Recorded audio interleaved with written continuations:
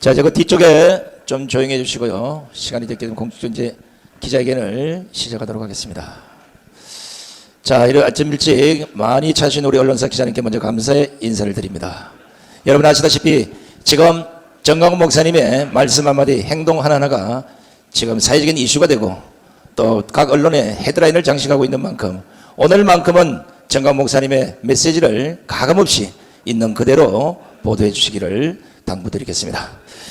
자, 그럼 국민의힘 내부 분열 사태와 현 시국 상황에 대한 정강훈 목사님의 입장문 발표 기자회견을 시작하도록 하겠습니다. 자, 우리 정강훈 목사님 모시겠습니다.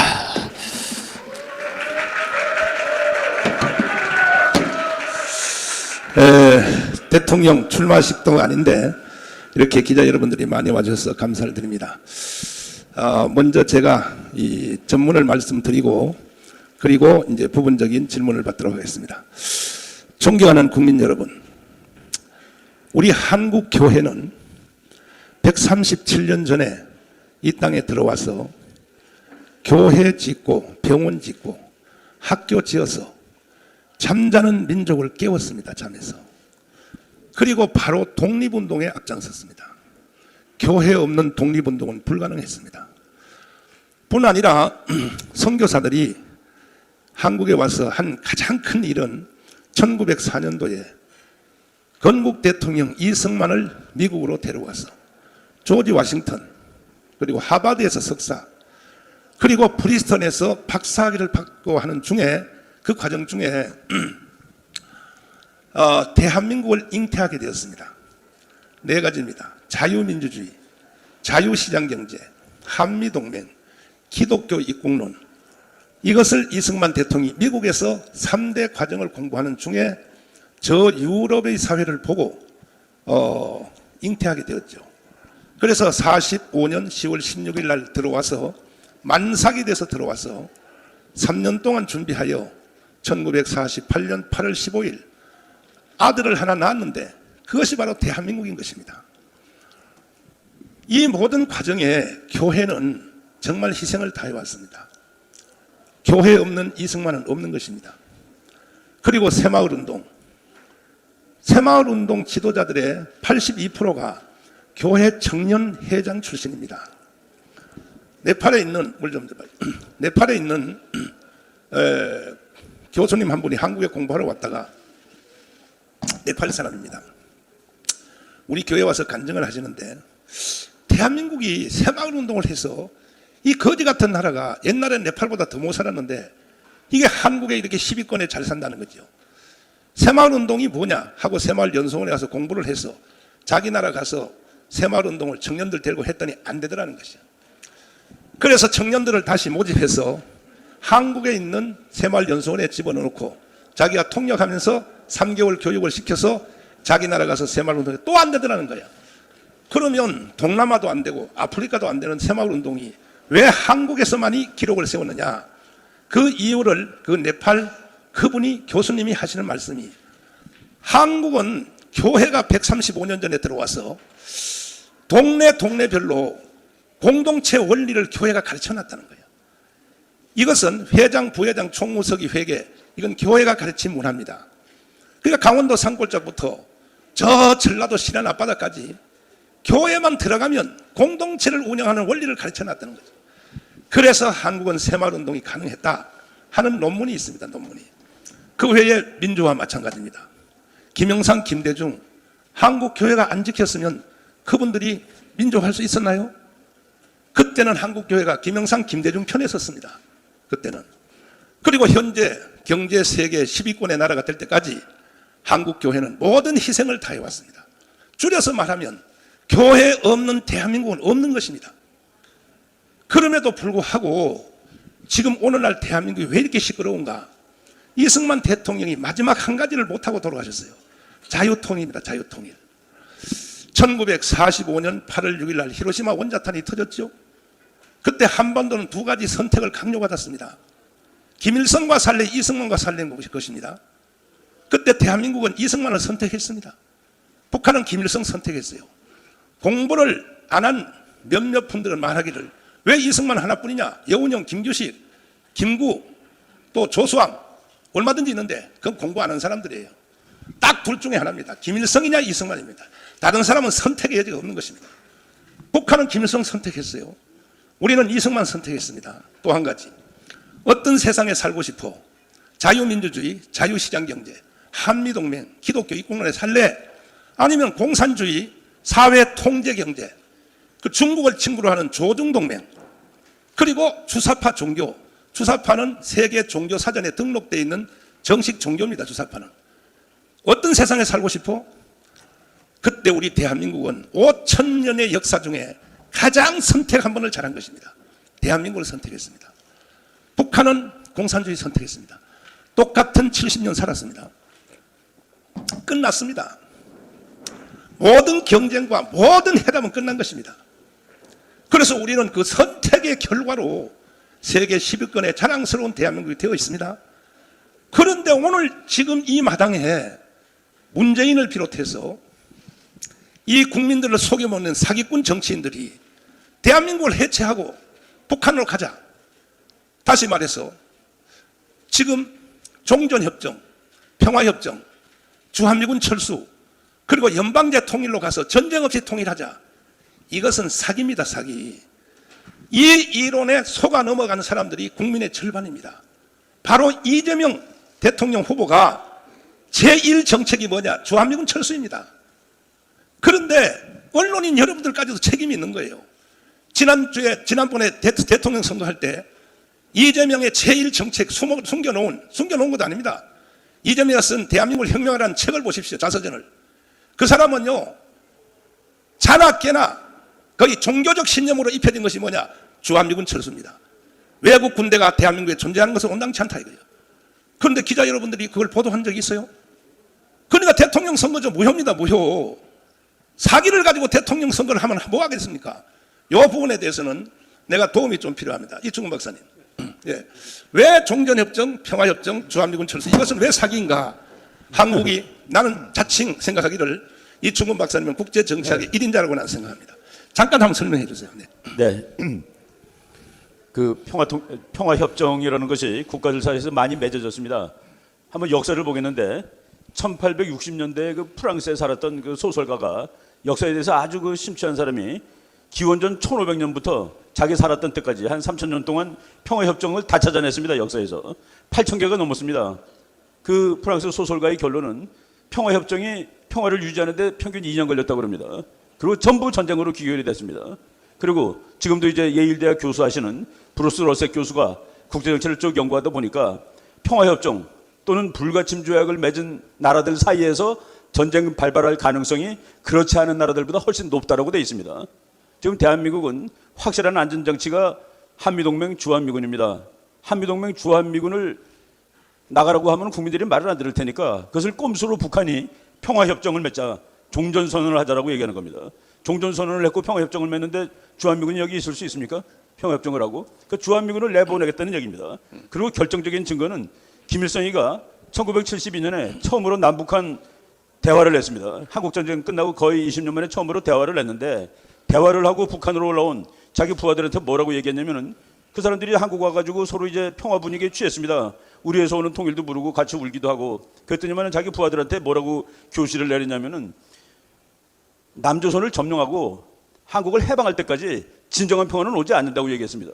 북한이 말하는 평화는 대한민국이 없어지는 평화라고 얘기를 했는데 우리가 지금 그들을 평화협정을 맺어갖고 설득을 해가지고서 평화를 유지한다? 이거는 국제정치의 역사에도 없고 이론으로도 맞지 않는 겁니다.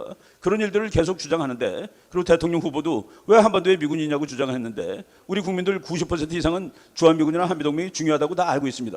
심지어는 이재명을 찍은 사람들까지도 그렇게 대답한 여론조사 결과가 다 있습니다. 93.9% 더불어민주당을 지지한다는 국민들의 93.9%가 한미동맹은 소중하다라고 얘기를 했었는데 지금 우리 목사님 말씀하신 것처럼 그런 것들이 여러분들이 참 정확히 보도를 해주셔야지 국민들이 올바른 판단을 할 수 있는데 그런 것들이 지금 잘 안 되고 있다라고 말씀을 드릴 수가 있습니다. 네.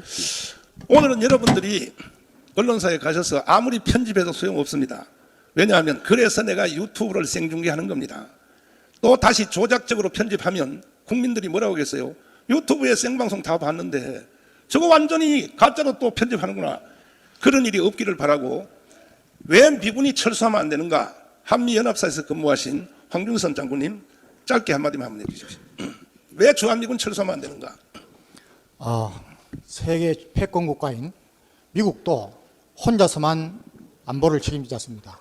미국이 동맹과 공조 체제를 많이 갖추고 있습니다. 여러분 잘 알다시피 우리가 5,000년 역사에 70여 년 동안 평화를 유지하고 전쟁을 억제했던 것은 최근 1953년 휴전 이후 처음입니다. 우리 군이 잘 안보를 유지하고 국민들이 잘 해주셨던 것도 있지만은 주한미군이 있었기 때문입니다. 여러분들 전 세계에 미군이 장기적으로 많이 주둔한다는 전부 현재 세계 탑 5 안에 들어가는 선진국들입니다. 미군이 철수하면은 거기에 국제적인 투자, 기업들이 다 빠져나가고 여러분들 잘 아시는 대로 1973년도에 파리 평화협정 때문에 베트남이 미군 철수를 유도하고 2년도 못하고 망했습니다. 91년도에 필리핀 보십시오. 2021년도에 아프간 보십시오. 주한미군은 우리나라에 있어서 전쟁을 억제하는 데 가장 좋은 효율적인 분야이고 우리가 자유 통일을 하고 통일 이후에도 러시아와 중국을 위해서는 꼭 필요한 존재입니다. 주한미군 철수를 주장하는 자는 간첩이거나 북한의 지령을 받거나 아니면 좀 바보들입니다. 우리 국민들 깨어나 주십시오. 네. 그런가 하면 이 문재인 대통령이 대한민국 역사를 지구를 거꾸로 돌리는 것 같은 지금 현재 우리는 아침에 해가 동쪽에서 뜹니다. 서쪽에서 집니다. 이건 자연 법칙입니다. 근데 해를 서쪽에서 뜨게 해서 동쪽으로 지게 하려고 시도한 사람이 누구냐? 문재인입니다.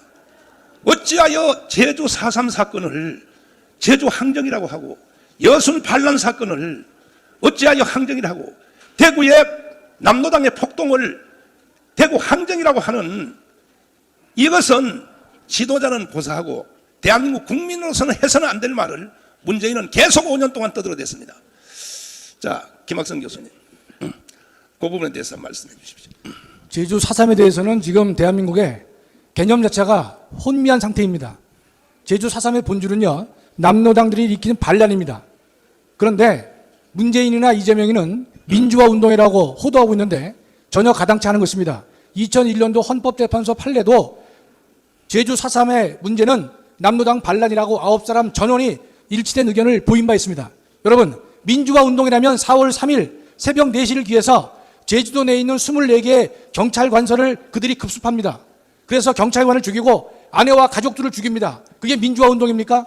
당시 선거 관리를 하려고 했던 선관위 공무원을 죽이고 있는 것입니다. 그걸 민주화 운동이라고 호도해서는 결코 안 될 것이다 이 뜻입니다. 또 하나, 당시에 제주 4.3 폭동을 주도한 김달삼이는 당시 제주도민이 유권자가 8만여 명이었었는데 5만여 표의 표를 가지고 몰래 북한의 해주 지하 선거에 참여합니다. 이 인간이 참여해서 북한 최고인민회의의 대의원으로 당선되는 그러한 일을 자행한 인간이 바로 김달삼인데, 김달삼은 지금 북한의 묘역에 묻혀 있고 그 묘비에는 남조선 혁명가라고 해서 그를 칭송하는 것이 북한의 입장인 것인데, 그것을 민주화 운동이라고 떠드는 역사를 왜곡하는, 방금 말씀하신 목사님 말씀대로 지구의 태양을 서에서 떠서 동쪽으로 지게 하려고 하는 그러한 만행을 지금 하고 있는 것인데, 수많은 언론들이 그 내용을 잘 모르고 있고 젊은 학생들도 젊은이들도 정확히 모르고 있는 것인데, 여러분 분명히 공부를 해서 4.3에 대해서 분명하게 얘기를 해야 될 것이다 이 뜻입니다. 하나만 더 얘기하면, 제가 가장 가슴 아픈 일은 민주당이 그러한 일을 주도했다고 하는 것은, 그렇다 치더라도 국민의힘이 지난번 제주 4.3 특별법에서 국민의힘 정당 그 당시는 103명이었는데 73명의 국회의원이 그와 같은 문재인의 특별법 추진에 73명이 찬성했습니다. 지금의 당대표 김기현이가 원내대표였을 때 찬성했고, 지금의 홍준표는 당시 25명이 기권했는데 기권한 사람 중에 하나입니다. 국민의힘에서는 5명밖에 반대를 못했다는 사실을 여러분이 분명히 아셔야 되는 것이에요. 이어서 그들은 또 어떤 일을 했습니까? 지금의 여순 사건은요, 남로당의 반란 사건이 아니라 여순은 대한민국 군인들이 일으킨 반란인 것입니다. 군인 반란인 것이에요. 그 여순 특별법을 만들 때에도 지금의 당대표인 김기현이가 당시 원내대표였었는데 대승적 차원에서 우리가 거기에 동의를 할 것이다. 그래서 국민의힘마저도 제주 4.3을 갖다가 민주항쟁으로 보려고 하는 그런 일에 동조한 것이고, 여순 특별법에 대해서도 동조함으로 인해가지고 대한민국의 역사가 무너지고 있는 것이고 정체성을 훼손하고 있는 것이다. 그와 같은 행동은 누가 해야 옳은 것이냐? 김정은이가 해야 옳은 행동을 문재인이가 그와 같은 것을 대신 해주고 있다, 이런 뜻입니다. 따라서 문재인은 대한민국의 정체성을 부정한 인간인 것이고 대한민국의 계속성을 유지해야 되는 대통령의 책임을 망각한 인물이다, 이렇게 말씀드리겠습니다. 네. 지금 대한민국의 현 상태를 보면 6.25 전쟁이 일어나기 바로 직전의 상태와 똑같은 것입니다. 이건 제 말이 아니고 지금 현재 연세가 90 이상 되신 분에게 한번 물어보십시오. 뭐라고 말하는가? 6.25 전쟁이 일어날 1950년 6월 25일 전보다가 더 심하다 그래요. 90대신 어르신들이. 그때 무슨 일이 있었느냐? 6.25가 그냥 일어난 것이 아닙니다. 이 6.25는 박헌영이가 북한에 가서 김일성이한테 이렇게 말했습니다. 내가 남조선에 남노당을 전 국민의 78%를 조직해나고 왔으니 전쟁할 것 없어. 그냥 38선에 총소리 몇 발만 내주면 남조선 안에서 지금도 94세 되던 고정간첩, 전향한 고정간첩, 그분의 정의에 의하면 시골에 있는 낙가래 있죠. 가을에 되면 볏짚 쌓아놓은 거 거기다가 다 불을 질러서 민중 봉기를 익혀 전쟁 없이 그냥 통일한다. 이게 6.25입니다. 또 하나는 성시백이라는 간첩을 한국에다 파송해서 완전 장악당했습니다. 국회 부의장 간첩으로 만들었죠. 신성모 국방부 장관, 그리고 최병덕 참모총장을 간첩으로 만들었습니다. 그리고 언론도 그때 조선일보, 동아일보가 두 가지가 나왔어요. 한자로 똑같은 글씨로 세월호, 성시백이가 찍는 조선일보가 따로 있었습니다. 보면 몰라요. 국민들이 이게 어디서 나온 조선일보인가. 왜? 앞에 제호가 같으니까. 언론 장악 다 했죠. 군대 장악 다 했죠. 그 다음에 정치 장악 다 했죠. 그래 놓고 북한으로 보고한 겁니다. 준비 다 끝났으니까 시작하시라고. 그래서 일어난 것이 6.25인데, 그렇다면 그때 상황과 오늘 상황이 어떻게 다른가? 똑같은 것입니다. 지금 보세요. 지금 여의도에 있는 국회가 저게 대한민국 국회 맞습니까? 응? 김여정 하명법 아시죠? 박상학 대표가 공풍선 날리는데 그거 못 날리는 법을 만들어 잘 말 듣지 않습니까? 지금 여의도에 있는 국회는, 특별히 더불어민주당 사람들은 대한민국 국회가 아닌 거예요. 평양의 지시대로 법을 다 만들고 있다. 지금 평양의 지시대로. 이번에 윤석열 대통령이 일본에 가서 한미일 동맹 협조 완성하고 왔습니다. 이것은 시작을 누가 했느냐? 김대중 대통령이 한 겁니다. 그럼 노무현 대통령이 또 진행한 것입니다. 마무리하고 왔어요. 이걸 가르쳐 더불어민주당에서는 나라를 팔아먹고 왔다. 저 일본한테 넘겨왔다. 거기다 또 언론들도 다 그렇게 동조를 하고 길거리에다 프랭카드를 다 달고, 이게 6.25 전하고 다를 바가 뭐 있습니까? 이렇게 선동을 한다는 것입니다. 그래서 저는 2019년 6월 8일 날 한기총 대표회장으로서 한국교회가 세웠고 한국교회가 발전시킨 이 조국 대한민국이 해체되어서 북한으로 가는 것은 난 용납할 수 없다. 특별히 문재인 대통령이 평창 동계올림픽에서 신영복 간첩을 놓고 뭐라 그랬습니까? 내가 가장 존경하는 한국의 사상이라고 할 때에 현역 미국의 부통령 펜스가 듣다가 나가버렸어요, 바깥으로. 그리고 얼마 전에 죽은 일본의 아베도 그 자리에 듣다가 바깥에 나갔어요. 미국과 일본 대통령과 수상이 나가니까 다른 대표들도 줄줄 따라 나갔어요. 왜? 또라이다 이거지. 왜 우리를 불러놓고 왜 간첩 연설을 하냐는 거죠. 아니, 언론사들은 그런 걸 확인 안 하십니까? 그리고 1948년 8월 15일 건국을 인정할 수 없다. 그러면 문재인 대통령은 대통령 하지 말아야죠. 아니, 이승만 대통령이 세워놓고 박정희가 일으킨 이 대한민국의 헌법에 따라서 대통령이 됐으면서 나는 대한민국을 인정할 수 없다. 그러면 대통령 하지 말아야죠. 그래서 저는 정치가도 아니고 사회운동가도 아니고 한기총 대표회장으로서 난 이건 용서할 수 없다. 그래서 제가 시국선언문을 발표했더니 제 시국선언문을 알아들은 사람들이 광화문에 뛰어나와서 광화문운동이 시작이 되었고 지금까지도 계속되고 있는 것입니다. 목표는 딱 하나입니다. 자유통일입니다. 통일 방법은 세 가지인데, 하나는 북한식 통일, 그건 당연히 안 되죠. 더불어민주당이 주장하는 평화협정, 종전협정, 그리고 주한미군 철수, 연방제 통일, 이것도 결국은 북한으로 흡수 통일되는 것입니다.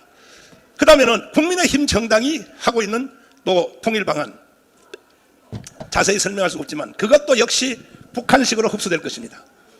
그래서 저는 한국교회는 거기 동의할 수 없다. 그래서 강력하게 제가 저항을 했고, 그랬더니 문재인 씨가 저를 3번 감옥에다 가뒀습니다. 저를 감옥에다 가둬놓고 총선을 해서 약 180석을 했습니다. 그래가지고 이제 180석 됐기 때문에 자기들 마음대로 할 줄 생각했지만 그렇게 마음대로 되는 게 아닙니다. 대한민국 국민들은 본성이 착해요. 원래 어느 정도 사기에 넘어갈 것 같지만 넘어가지 않습니다. 그래서 결국은 정권이 교체되었고 윤석열 대통령이 당선되어서 이제 겨우 5년 연기되었습니다. 완전히 이게 끝난 것이 아닙니다. 그래서 지금도 저희들이 손을 떼면 이 나라는 5년 후에 어차피 무너진다, 북한으로 다시 넘어간다 하는 이러한 확신을 가지고 저는 애국운동을 지금도 계속 진행하고 있고, 아니 저도 나이가 이제 70인데 이만큼 살았으면 됐지, 나라가 해체되고 북한으로 가는 것을 그걸 보고 있을 수 있습니까? 그래서 저는 순교적 정신으로 한국교회 1200만 다 동의는 하지 않지만 1200만 많은 동역자 목사님들도 이제는 다 제 말을 다 알아들었어요. 거의 다 알아들었습니다. 그래서 한국교회가 앞장서서 물론 불교도 물론 천주교도 애국운동 하시는 분들이 많이 있습니다. 그래서 우리는 이제 마지막 남은 이 자유통일을 반드시 우리식의 통일을 해낼 것이며, 이제 마지막으로 우리 교회에 대한 말씀을 잠깐 드리고 질문을 받도록 하겠습니다. 자, 우리 교회는요 1954년도에 여기 지어진 교회예요. 이 벽돌을 보십시오. 이게 1954년도에 지어진 교회입니다. 이거는 언론인들이 책임을 져야 돼요. 알박이요, 정가운 딱 치면 무조건 알박이라고 나와요. 50개 언론사가, 여러분들 회개하세요. 54년도에 지어진 교회를 알박이라고 해요? 그래서 박원순 시장이 이 큰 교회를, 여러분이 오신 그대로 보신 그대로 이 큰 교회를 84억에다가 우리 교회 통장에다가 아무 교회와 협상 없이 일방적으로 돈을 84억을 그냥 꽂아버렸어요. 우리 교회 통장에다 넣어놓고 나가라는 거예요. 땅도 건물도 다 두고 나가라는 거예요. 이 박원순이가. 제가 하도 기가 막혀서 그것도 나를 감옥에다 가둬놓고, 그래서 우리 성도들이 투쟁을 하여 용역 사람들이 6번 진입했음에도 불구하고 우리 교회를 지켜냈습니다. 그러니까 이제 나중에 중간과정 다 건너뛰면 이제 와서는 뭐라 그러냐, 500억에 합의합시다. 500억에. 사실 우리는 500억 가져도 안 돼요. 이게 500억 가지고 이런 교회를 짓겠습니까? 어디 가서? 그럼에도 불구하고 내가 주민들의 편리를 생각해서 500억 하기로 사인을 했더니 이제 MBC PD수첩, MBC 왔어요. 여기에? 회개하세요. 뭐라고 했습니까? 정강훈 목사가 주민들을 압박하여 돈 500억을 착취했다고. 그래서 제가 중지, 나 안 해 이거. 내가 왜 당신들을 위해서 500억에 합의를 해 주고도 나는 착취범으로 돼야 되느냐. 이게 전부 언론사가 이게 몰고 간 거예요. JTBC 왔어요? JTBC 회개하세요. 사과하시라고, 사과. 그래서 나는 지금 안 나간다. 왜? 서울시 조례안에 보면, 조례안 띄울 수 있어요? 조례안에 보면은 종교부지는 존치가 제일 원칙입니다. 대통령도 못 바꿔요. 이것은 그 누구도 바꿀 수 없습니다. 존치가 제일 원칙입니다. 만약에 재개발 쪽에서 교회가 필요하면 교회가 원하는 자리, 교회가 원하는 평수, 그리고 3년 동안 교회가 지어야 될 대치시설을 이 주민총회에서 다 해주기로 돼 있어요. 이건 누구도 바꿀 수 없습니다. 그래서 저희들이 그럼에도 불구하고 나도 인간인데 동네 주민들한테 편리를 봐드리기 위해서 사실 500억을 손에 봐가면서 500억으로 합의를 해서 진행하려고 우리 교회가 이사를 가야 되니까, 여기 얼마나 큰 교회입니까? 이게 사무실 있죠, 여기 교육관 있죠. 그래서 앞에 빌딩을 2개 샀어요. 64평짜리 빌딩을 하나 샀습니다. 샀더니 지금 여기 언론사 50개 언론사가 정강훈이가 다시 제2의 알박이를 하려고 빌딩 2개를 샀다. 기자들 다 썼죠. 그렇게. 여러분, 그렇게 알박이란 용어도 모르십니까?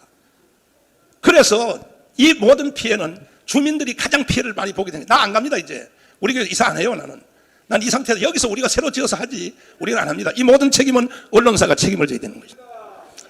자, 이제 여기까지 제가 말씀을 드렸고 이제 개별적인 질문이 있으시면 질문을 통하여 제가 소상히 설명을 해드리도록 하겠습니다. 자, 질문은 여러분들 뭐 기자단이 합의해서 온 거 아닌 것 같은데 질문은 뭐 오신 분 다 받을 수는 없고, 네. 궁금하신 기자분들은 거수를 하시고 소속을 밝히시고 질문해 마이크 주시면 갖다 답변해 드려요, 드리겠습니다. 마이크.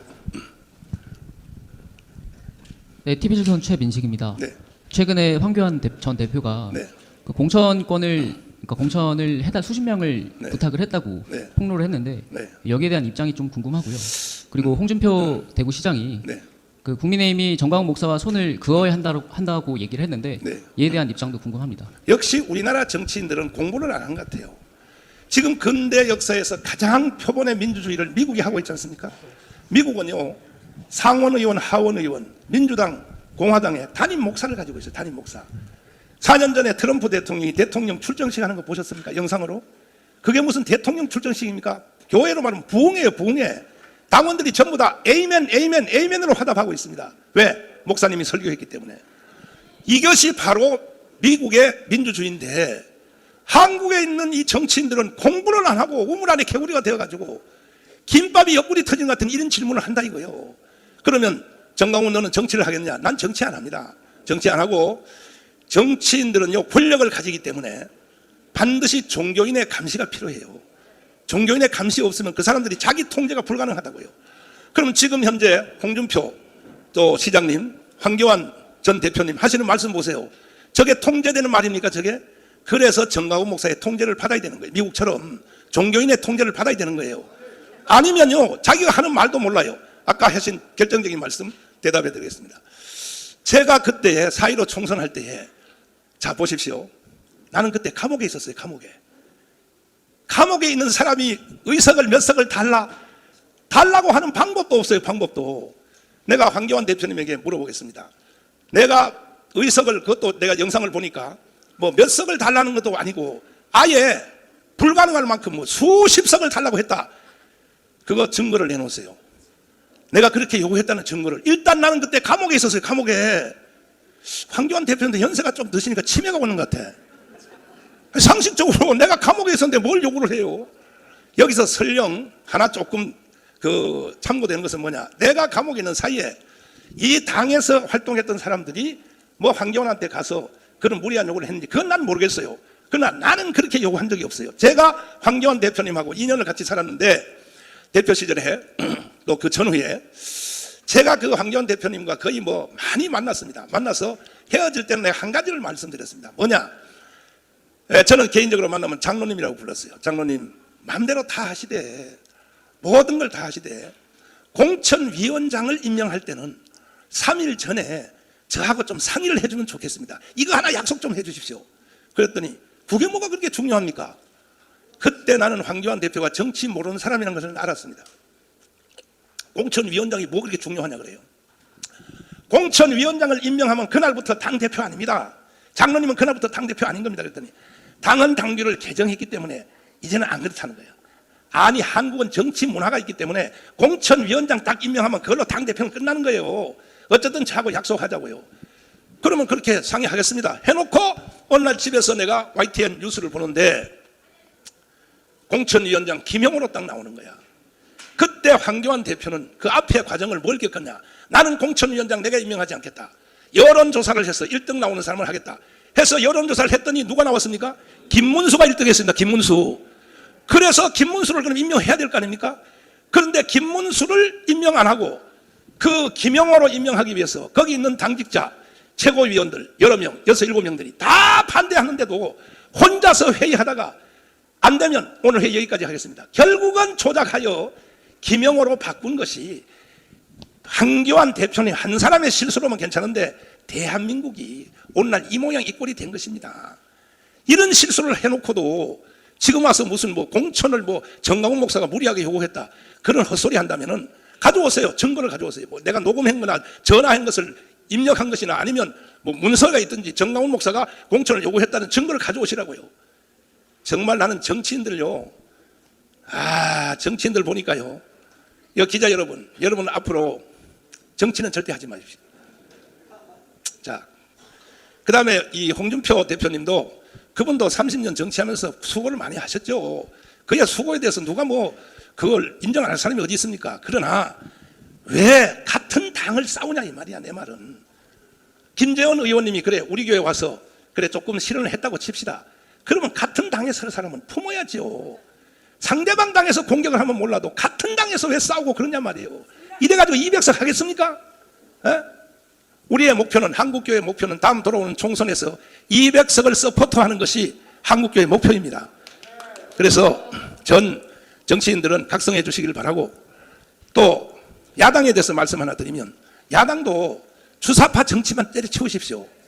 어떻게 하여 특별히 이재명 계열에 있는 사람들 저는 거의 간첩 수준에 갔다고 봅니다. 그분들하고만 결렬해서 정상적인 민주당 이낙연 그다음에 정세균, 현재 국회의장 되시는 김진표, 정상적인 야당으로 가야죠. 이렇게 간다면 우리는 야당도 여당도 한국교회는 지원을 할 것입니다. 네. 자, 우리 티버재선 기자님 충분히 질문에 답변이 됐으리라고 봅니다. 자, 다음 시간 관계상 한두 번만 더 질문을 받고. 아니요, 계속해요. 계속 할게요. 자, 다음은 네, SBS 박찬범이라고 합니다. 두 가지 질문 드리겠습니다. 황교안 전 대표가 네. 그 공천 때 50억 받았다는 발언을 가지고 이제 목사님을 고소를 했는데 네. 그 50억 받았다라는 주장에 대해서는 지금도 변함 없으신지 궁금하고요. 제가 그 50억 받았다고 하는 것은 제가 확인한 건 아니지만 제가 제보를 받은 거예요. 제보를 받았는데 어제도 주일날 저한테 와서 또 제보를 했어요. 황교안 대표님이 그분은 50억이란 말은 안 했어요.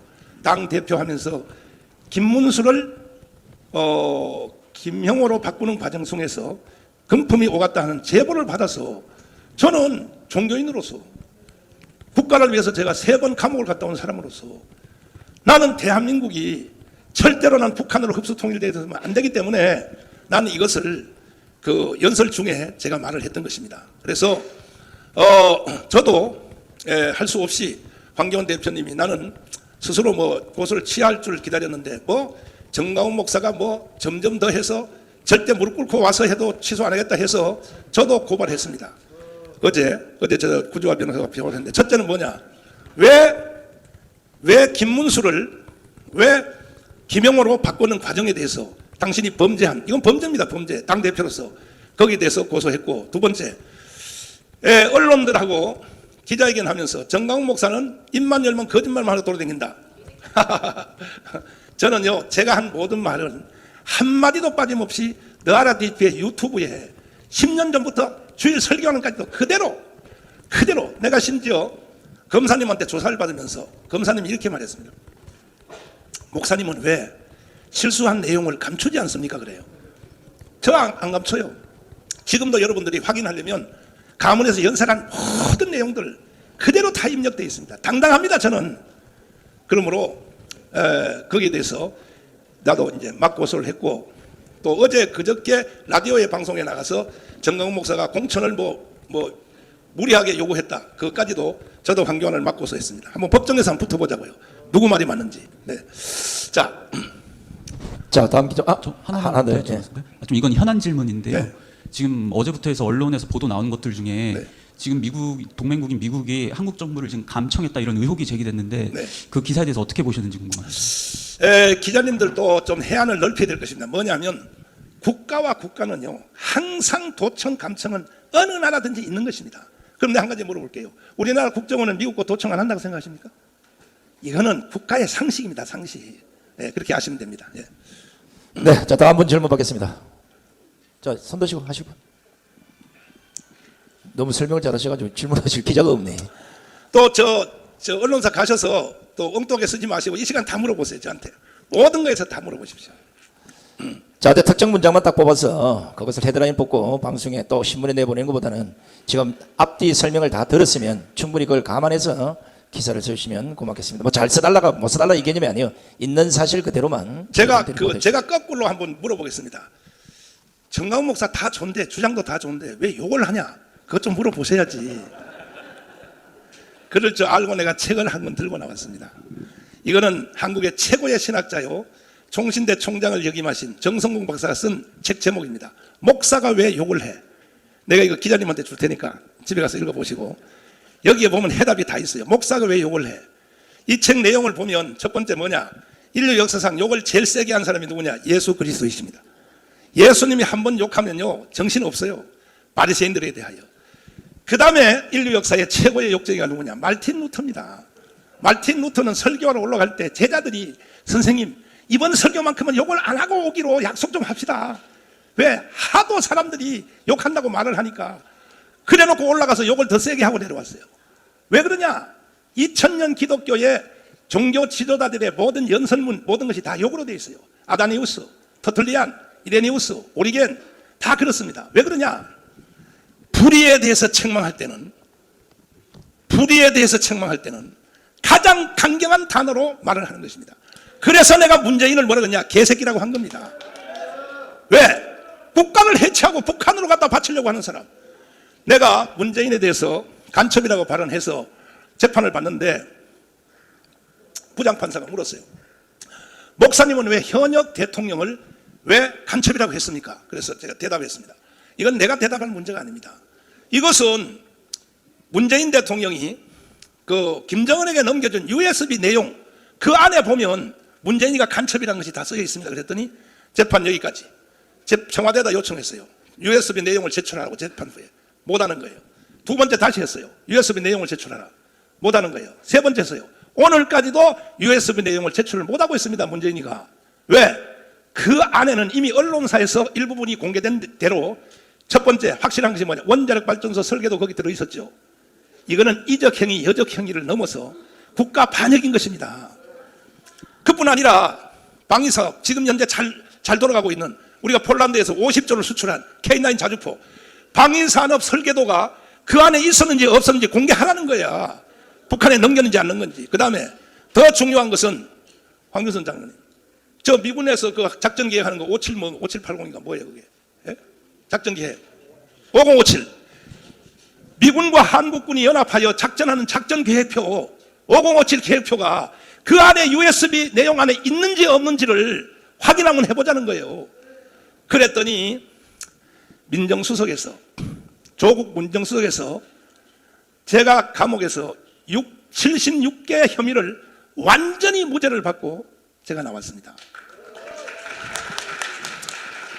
그랬더니 종로경찰서에서 나를 수사했던 분이 내가 감옥에서 나오니까 무죄 받고 나오니까 전화가 왔어요.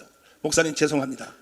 우리가 하고 싶어 한 것이 아니라 아침 저녁으로 청와대 민정수석에서 정광훈 구속하라고 하도 압력이 내려와서 내가 양심의 가책을 느끼면서도 한 번은 말을 했대요. 어떻게 현직 한기총 대표회장을 구속합니까? 그랬더니 하라면 하지 말이 많냐고.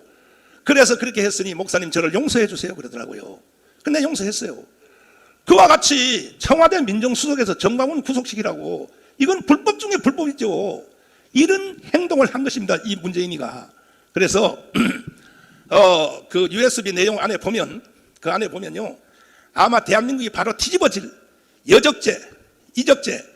지금 고영일 변호사님이 문재인의 여적죄, 그다음에 이적죄 혐의를 고발을 했는데 수사를 안 해요. 수사. 윤석열 대통령님 괜히 그 말이죠. 이재명 뭐 구속시키는 척하고 그렇게 개지 쇼하지 마시고 바로 문재인부터 구속시키라고요. 바로 국가 반역죄로 구속해야 됩니다.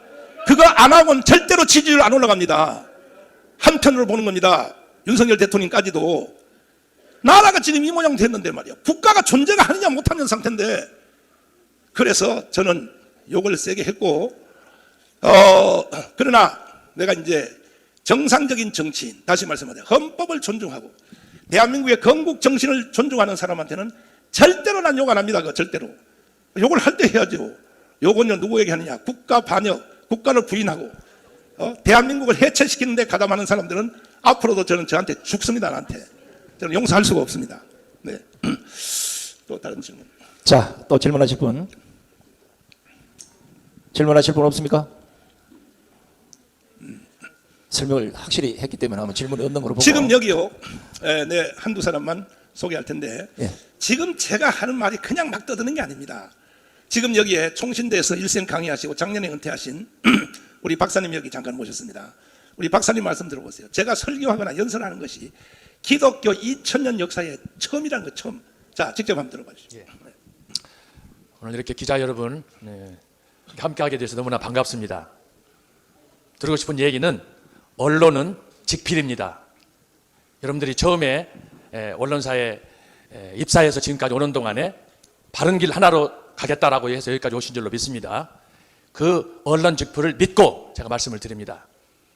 저는 본래 전 목사님 누군지도 몰랐습니다. 또 지금도 마찬가지지만 저하고 스타일이 정반대입니다. 그러나 제가 3년 전에 한 선배 교수님의 안내를 받고 전 목사님을 소개받고 그 후에 지금까지 목사님을 직원에서 도우며 함께 협력하고 있습니다. 드리고 싶은 얘기는 한 4가지가 되겠습니다. 첫째로 전 목사님은 여러분들 보시겠지만 연설이든 설교든 세미나든 원고 하나 없습니다. 3시간, 4시간을 할 때가 있습니다. 이 사역을 50년 동안 했습니다. 줄여주세요. 간단하게. 지금까지 이런 분은 없습니다. 두 번째로 이분의 사역은 전적인 헌신입니다. 돈 받고 하신 적 없습니다. 누구 하나 이걸 앞에 나서서 하신 분이 없습니다. 세 번째로 이분이 가르치는 성경의 내용은 제가 영국에서 10년 동안 박사학위 하면서 공부를 했는데 2000년 역사에 이런 탁월한 영감 있는 도전적인 실천적인 메시지는 없습니다. 마지막 네 번째입니다. 이 복음을 애국운동과 관련해서 자유통일과 연결지어서 하신 분은 세계 역사에 없습니다. 지금 저의 동력자 되시는 저보다가 더 고난을 세게 당하고 있는 장학일 목사님 잠깐 한번 모시겠습니다. 장학일 목사님은 저보다가 고난을 더 세게 당하고 있어요. 저는 자유마을을 맡고 있는데 우리 조례법에 의해서 보면 이 동네에 다양한 주민들이라고 하는 그 조례법이 있습니다. 그 다양한 주민이라고 하는 것은 첫째가 그 지역에 살고 있는 그 주민들, 두 번째는 그 지역의 대표들과 그리고 회사의 사원들과 그 근로자들. 그러니까 그 사람들이 동네의 대표가 될 수 있게 했어요. 쉽게 말하면 이 민노총이나 한노총이 장악할 수 있도록, 동네를 장악할 수 있도록 그렇게 하부 조직을 만들어 놨습니다. 세 번째 가서는 그 지역에 있는 초중고 대학의 학교의 학생들과 그리고 교사들 그리고 근로자들이 그 지역의 동네 대표가 되게 했습니다. 그래서 이 13살 이상이 되면 아이들이 동네 대표가 될 수 있도록 만들어 놨어요. 그래가지고 전교조가 이 동네를 장악하도록 만들어 놨죠. 그 다음에 네 번째 가서는 제1동포들이나 이주한 그 교포들 이런 사람들이 그 지역의 동네 대표가 되도록 하고 주민총회에 들어가게 돼 있습니다. 이런 조직이 다 있다 보니까 하부 조직이 지금 어떻게 됐느냐, 빨갛게 물들어 버린 거예요. 이것을 알고 우리 전 목사님이 빨리 우리가 하부 조직까지 자유마을로서 이 우리 마을 주민들을 깨워서 마을이 건강하게 회복되도록 하자, 이 일을 좀 날더러 해달라 그래서 제가 열심히 하고 있습니다. 고발 몇 번 당했냐고 그 얘기예요. 네, 그리고 제가 대안학교를 하고 있는데 이 대안학교를 전교조를 통해서 그리고 또 이 국민권익위원회를 통해서 가짜들을 세워가지고 제가 고발을 106건을 당했습니다. 106건을 당했는데 아직 이 형사나 거기서 기소된 건은 한 건도 없이 다 무혐의 됩니다. 그럼에도 불구하고 계속 지금까지도 고발을 하니까 사람을 말려 죽이려고 하는데 저는 전능하신 하나님을 믿고 있기 때문에 말려 죽지 않고요. 또 우리 전 목사님과 함께 나라를 위해서, 지역을 위해서 병 들어가는 것을 깨우기 위해서 이 자리에 왔습니다. 네. 교회가 하는 모든 일은 다 고발로 들어와요. 정교 민노총에서 무조건 고발합니다. 106건 고발 당했다고 하지 않습니까? 교회 없는 대한민국은 없는 겁니다. 지금 마지막으로 우리 정말 저하고 30년 이상 함께 동역자인데 이런 분이 앞에 서는 자체가 불가능한 사람입니다. 장경동 목사님 지금 여기 와 있습니다. 내가 오라고 소리도 안 했습니다. 가다가 스스로 나오셨습니다. 이분은 아시다시피 방송에 다 뭐 동침인지 뭔지 거기에다가 출연하죠. 밥줄에 끊기는 위기가 올지도 몰라요. 그럼에도 불구하고 대한민국이 평화협정, 종전협정, 주한미군 철수, 연방제로 북한으로 넘어간다. 이건 어떻게 동의할 수가 없다. 그래서 저와 함께 이 자유통일을 위하여, 예수한국 복음통일을 위하여 함께 생명을 걸고 함께 일을 하고 계시는데 장경동 목사님 잠깐 모시겠습니다. 예, 박수하겠습니다. 이 좀 객관성 있는 방송이 카메라가 눈에 띄어서 너무 기쁘고 좋습니다. 지금 인류 역사상 가장 좋고 훌륭한 분 한 분만 고르라면 예수님입니다. 그분은 시작과 끝이고 천지를 창조하셨고 죽었다가 부활하셨습니다. 그게 교주입니다. 교주하려면 부활은 해놓고 해. 에? 중간에 태어나가지고 교주하면 안 됩니다. 교주하려면 천지는 창조해놓고 해. 천지 창조 안 하고 교주하면 안 됩니다. 교주하려면 시작과 끝은 연결하고 해야 돼. 중간에 생겨서 교주하면 안 됩니다. 제 객관적 얘기입니다. 그런데 그렇게 좋은 예수님을 죽입니다. 십자가에. 그때 등장하는 사람들이 많은데 신기한 게 뭐냐면 예수님 딱 부활하니까 돈을 주면서 훔쳐갔다고 해라. 그게 언론입니다. 그게 홍보입니다. 그 당시에. 그때 백부장이 딱 이렇게 고백합니다. 이는 실로 하나님의 아들이었도다. 자, 중요한 거는 이 실로 하나님의 아들이었다는 뉴스가 더 많이 퍼져나갈까? 훔쳐갔다고, 제자들이 훔쳐갔다고 해 돈 주고 한 뉴스가 많이 퍼져나갈까? 2000년 전 얘기입니다. 제가 지금 이렇게 보면서 홍콩이나 이런 데 조금 뭐 데모하면 뉴스에 다 나옵니다. 솔직히 홍콩하고 우리나라하고 무슨 상관입니까?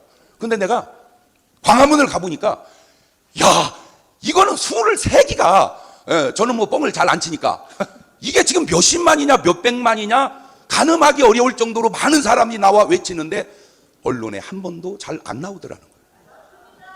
이게 객관성이 있는 건가? 잘못했으면 저 잘못된 무리가 저렇게 모였다고, 옳으면 저 옳은 무리가 저렇게 모였다고, 이게 얘기가 나와야 옳은 것 아닌가?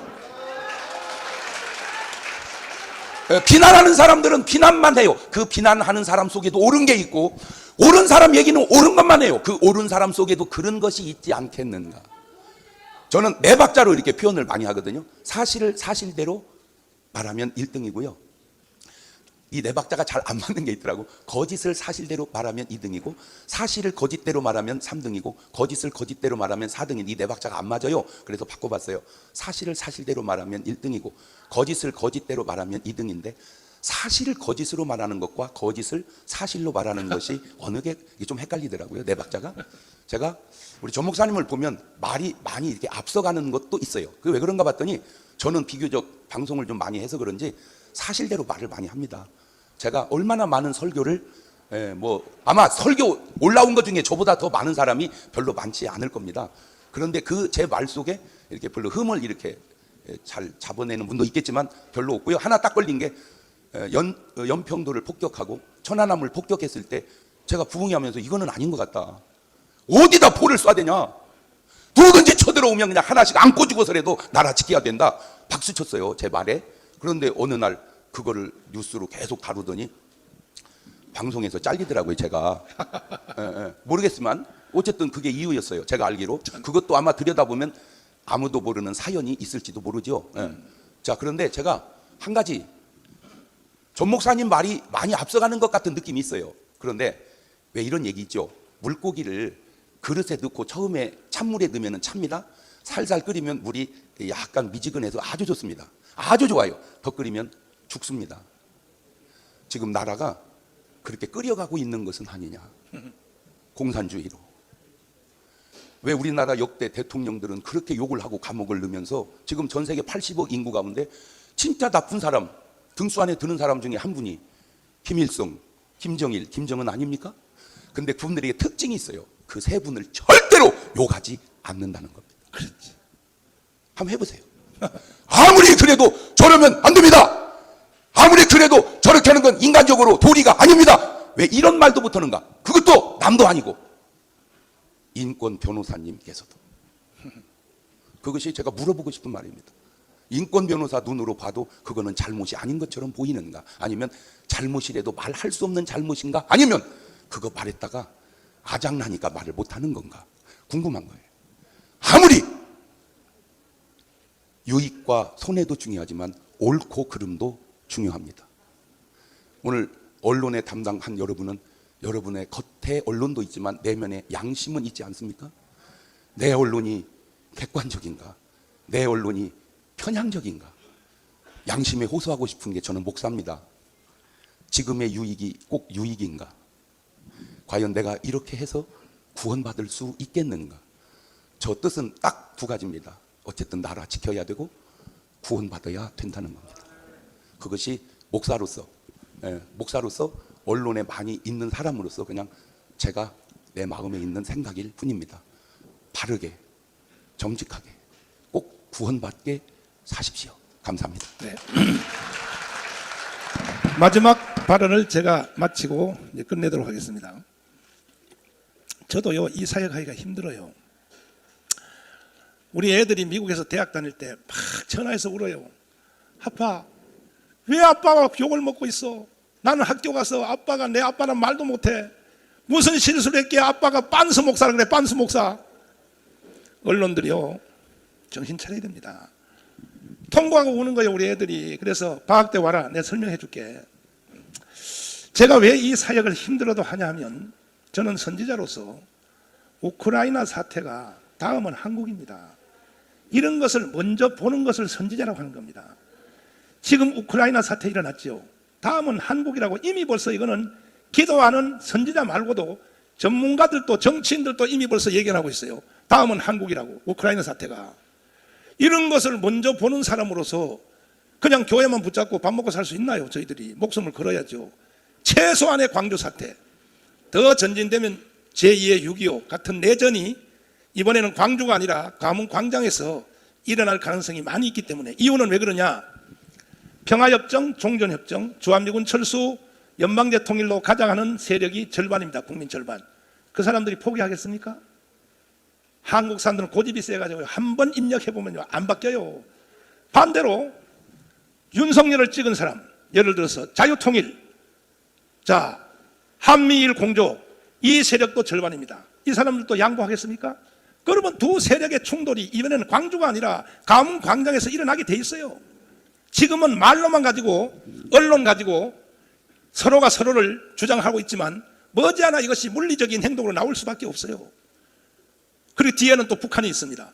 그래서 저는 우크라이나 사태가 오기 전에 이것을 미리 사전에 방지하자. 그래서 전 국민의 계몽운동에 우리 여기 형제들 목사님들이 다 나선 겁니다. 지금 장경동 목사님 이런 데 나올 사람입니까? 뻔하니까 앞으로 되어질 일이. 그래서 국민들이 다 깨어나야 되고, 특별히 국민들을 깨우는데 가장 힘써야 되실 우리 기자님들이, 죄송합니다만 조금 책 좀 더 읽어보시고 특별히 역사책을 좀 잘 읽어보셔서 이 무지한 우리 국민들, 속기 잘하는 국민들, 이 국민들을 잠에서 깨워주시기를 간곡히 부탁을 드립니다. 감사합니다. 네, 수고하셨습니다. 자, 기자에게는 이것을 마치고요. 제가 한때 언론에 몸담은 선배로서 부탁을 드리겠습니다. 지금 여러분들의 자녀가 배우고 있는 교과서가 얼마나 왜곡이 되고 조작이 되고 엉터리가 됐는지를 한번 확인해 보시고요. 여러분들이 쓰시는 기사 한 줄, 여러분이 말씀하시는 그 멘트 하나가 대한민국을 죽일 수도 있고 살릴 수도 있다는 걸 꼭 기억해 주시고 나라 망하는 일에 앞장서는 기자가 되지 마시기를 선배로서 촉구합니다. 자, 긴 시간 함께해 주셔서 대단히 고맙습니다. 수고하셨습니다.